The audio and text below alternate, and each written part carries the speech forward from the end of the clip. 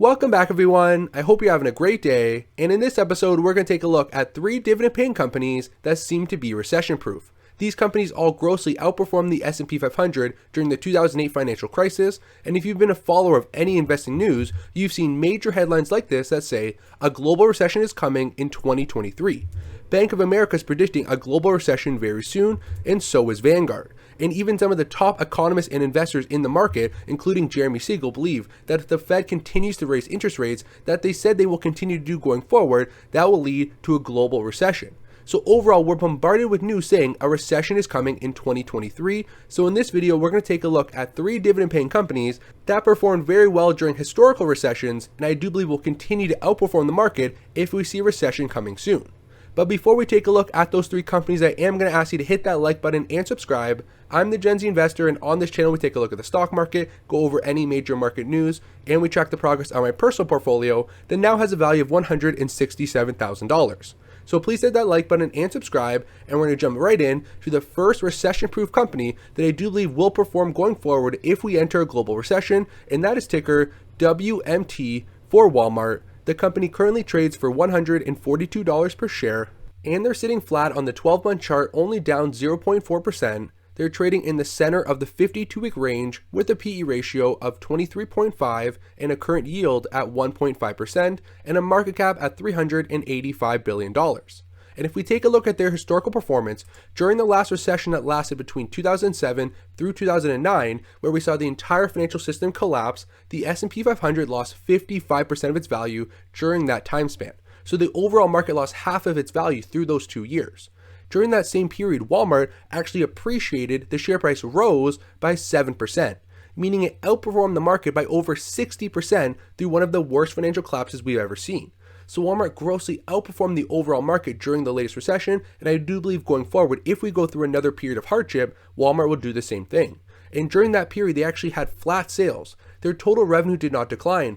Many of their competitors and other companies lost 20 to 30% of their top line sales during this period. Walmart pretty much stayed flat, and their actual sales grew by 0.1%. And during that period, they also increased their dividend as well, and they currently have a 48-year streak of consecutive dividend growth. And for a company like Walmart, people think they're very boring, and they don't really see the need or understand why they should invest in them. But if we take a look at their 2022 annual report, so their fiscal year 2022 just ended, and if we take a look at the performance over the past 5 years with dividends reinvested, $100 invested in Walmart back in 2017 and $100 invested in the S&P 500, fast forward 5 years later with dividends reinvested, Walmart has actually outperformed the S&P 500 during the last 5-year period. That $100 would have turned into $231, while the S&P 500 would have only brought you up to $217. So for a boring company like Walmart that we shop at every week, the company's still outperforming even at its current size. And if we take a look at the latest quarterly results, the company's still growing. For Q3 2023, the company had top-line revenue growth of 8.7%, their US comparable sales were up 8.2%, and their ads business expanded by 30% as well. They also achieved a return on investment of 12.8%, which is high for retailers, and so far year to date, they've returned over $13.3 billion to their shareholders in the forms of dividends and share buybacks. And in the latest quarter as well, e-commerce, which of course is the future and a big growth driver for the company, their sales grew 16% through their digital platforms, which is great to see. And if we take a look at their income statement over the past 5 years, again, for a company as large as Walmart, they still continue to expand. $500 billion of top-line revenue back in 2018, up to $514, $523, and continuous growth all the way up to over $600 billion in total sales during the last 12 months. And for a company like Walmart, they do pay out a dividend that continues to grow. They have a yield of 1.5%, a very safe payout ratio of only 30% of their net income, and their 5-year dividend growth rate is very slow at only 2% per year, and they have a current dividend growth streak at 49 years, so they are soon to be a dividend king. And if we jump over their Simply Safe dividends, their current score is 90, meaning the dividend is very safe at this current level, and Walmart is not really a volatile stock as well. They have a very low beta of only 0.44. So if you're looking for some stability in your portfolio, Walmart may provide just that. And if we take a look at their shares outstanding, like we saw, they return a ton of capital to their investors quarter over quarter. And just a few years ago, they had around 3.8 billion shares outstanding, and that number has continuously declined all the way down to around 2.7 as of the latest quarter. So if you buy into Walmart as a shareholder, not only going to collect that dividend and the share price appreciation, your ownership in the company will continue to grow quarter after quarter as they buy back more and more stock. So Walmart was the first company that outperformed the market historically in a recession, and I do believe going forward, if we enter a recession like we're seeing in the news, Walmart will be a top performer. So definitely one worth taking a look at for your portfolio. And now if we continue on into the second company in the video, we have ticker GIS for General Mills. The company currently trades for $87 per share. They're up 26% on the 1-year chart. They're worth around $51 billion with a current forward P/E ratio of 21 and a nice dividend yield at 2.5%. General Mills also performed very well during the 2008 recession. Taking a look at the performance, as the S&P 500 lost 55% of its value, General Mills only declined by 12% overall, so they outperformed the total market by more than 40%.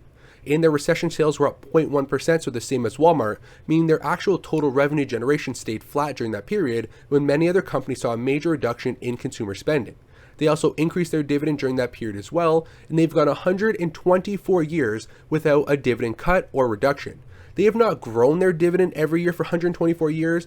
Multiple times in history, they've maintained their payment for over 1 year straight, but the company has not cut their dividend in over a century, which is incredibly impressive. And how they operate is by owning a large umbrella of many different brands. And currently they have $9 billion brands under the General Mills umbrella, which is very impressive. And all of these brands you can find in every single grocery store all across North America. Cheerios, Nature Valley, Old El Paso, Yoplait, Haagen-Dazs, Pillsbury, Betty Crocker, Blue Buffalo, and now Totino's are all 9 individual brands that generate over $1 billion in sales that are all sit under the General Mills umbrella and can be found in pretty much every grocery store that we shop at. And if we take a look, the company's still growing at a pretty sizable rate. In the first quarter of this year, organic net sales were up 10%, operating profit was up 8%, and earnings per share grew 13% year over year. So for a boring food company that sells pretty bland products like Cheerios, they're still performing very well and are very consistent. And if we take a look at the income statement, they've consistently grown revenue each year for the past 5 years. $15.7 billion of total sales back in 2018, up to $16.8, $17.6, $18, $18.9, and now over $19 billion of total revenue during the trailing 12 months. And this company, because of their great performance in the first quarter, just came out and raised their full guidance for fiscal 2023, which is exactly what we want to see for investors. They were previously predicting 4 to 5% sales growth, but they've now updated that to 6 to 7% for the entire year. Their adjusted operating profit growth was actually projected to be negative 2% to 1. Now they're expecting flat to 3% for this last year as well. And they do believe their free cash flow conversion will be above 90% again, which is a very strong sign. And this company also returns a ton of capital to their investors.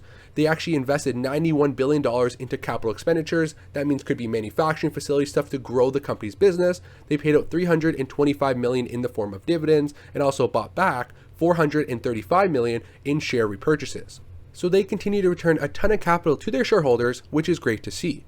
And if we jump over and take a look at their dividend, a current yield at 2.5%, a very manageable payout ratio of 51% of their earnings, their 5-year dividend CAGR is at 1.6%, and their current dividend growth streak is only 3 years. Like I mentioned back in 2020 during the COVID recession, the company maintained their current dividend payment. They did not cut it, they did not raise it, they maintained the same payment for 6 consecutive periods, which of course reset their dividend growth streak. But overall, the company's dividend is still considered safe, coming in at 69. And again, similar to Walmart, this company has a very low beta of only 0.23. The company is not very volatile and the share price does not move in any significant movements in a single day or week. And the company's dividend growth over the past year was at 5.9%, which is pretty solid, consistent growth. So overall, General Mills was the second recession-proof company worth taking a look at for your portfolio. The company sells consumer staple products that can be found in grocery stores all across North America. And again, people always need to eat. These are recognizable brands that consumers will always pick up off the shelves. So definitely a company worth doing some more research into.